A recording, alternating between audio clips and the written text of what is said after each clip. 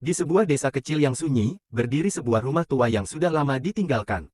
Rumah itu memiliki reputasi angker di kalangan warga sekitar. Meskipun tidak ada yang pernah melihat langsung hal-hal ganjil, cerita-cerita tentang suara misterius di malam hari telah menjadi legenda. Awal malam yang tenang, Rani, seorang mahasiswa yang baru pindah ke desa itu untuk menjalani magang, memutuskan menyewa rumah tersebut. Alasannya sederhana, harga sewanya sangat murah, dan lokasinya cukup dekat dengan tempat magangnya. Meskipun sudah diperingatkan oleh warga tentang reputasi rumah itu, Rani tidak percaya tahayul. Pada malam pertama, Rani merasa semuanya baik-baik saja. Ia membersihkan rumah yang penuh debu itu dan menata barang-barangnya. Malam itu, ia tidur nyenyak tanpa gangguan. Suara jangkrik dan gemerisik daun di luar rumah menemaninya menuju mimpi. Bisikan tengah malam. Namun, pada malam kedua, sesuatu yang aneh mulai terjadi. Saat sedang asyik membaca buku di ruang tamu, Rani mendengar suara pelan seperti bisikan dari arah dapur. Suara itu terdengar samar-samar, seperti seseorang memanggil namanya, Rani. Rani. Rani menghentikan bacaannya. Jantungnya berdebar kencang. Dengan langkah hati-hati, ia berjalan menuju dapur. Namun, saat tiba di sana, tidak ada apa-apa. Semua tampak normal. Ia meyakinkan dirinya bahwa itu hanya suara angin yang berhembus melalui celah-celah jendela. Malam itu, Rani berusaha tidur lebih awal. Tetapi suara-suara aneh seperti langkah kaki pelan mulai terdengar lagi. Ia mencoba menenangkan diri dengan menyalakan musik dari ponselnya, namun suara itu tidak kunjung berhenti. Ketukan di pintu. Sekitar pukul 1 dini hari, saat Rani sudah mencoba tidur, suara ketukan keras terdengar dari pintu depan. 3 ketukan keras, seakan seseorang dengan sengaja mengetuk untuk membangunkannya. Rani merasa bulu kuduknya meremang. Dengan rasa takut, ia mengintip dari jendela kamar ke arah pintu depan. Lagi-lagi, tidak ada siapapun di sana. Ketukan itu berhenti, tapi tiba-tiba terdengar suara langkah kaki di dalam rumah. Suara itu bergerak perlahan dari ruang tamu menuju kamarnya. Rani gemetar. Ia mengambil ponsel dan menyalakan lampu senter, berusaha mencari sumber suara itu.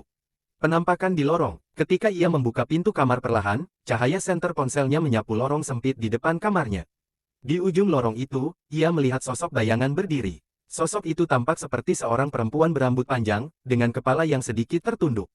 Mata mereka bertemu. Sosok itu tidak bergerak, hanya berdiri di sana dengan tatapan yang menusuk.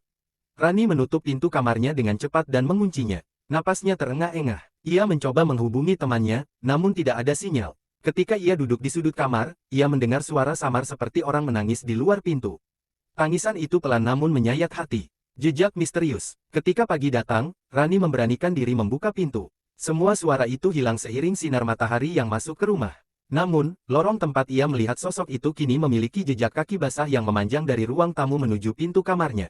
Rani memeriksa seluruh rumah dengan hati-hati. Ia menemukan sesuatu yang membuat darahnya membeku, sebuah cermin kecil tergantung di dapur, dengan coretan merah yang membentuk tulisan, "Jangan kembali."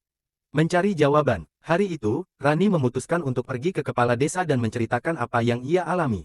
Kepala desa terkejut, tetapi tidak terlalu heran. Ia lalu bercerita bahwa rumah itu dulunya milik seorang perempuan bernama Sinta yang meninggal dengan cara tragis. Sinta hidup sendiri di rumah itu selama bertahun-tahun setelah tunangannya meninggal dalam kecelakaan. Ada desas-desus bahwa ia bunuh diri karena depresi, dan arwahnya tetap menghantui rumah tersebut. Keputusan berat. Setelah mendengar cerita itu, Rani memutuskan tidak akan kembali ke rumah tersebut. Ia mengambil barang-barangnya dengan ditemani beberapa warga desa. Saat mereka memasuki rumah untuk terakhir kali, suasana dingin menyelimuti setiap sudut.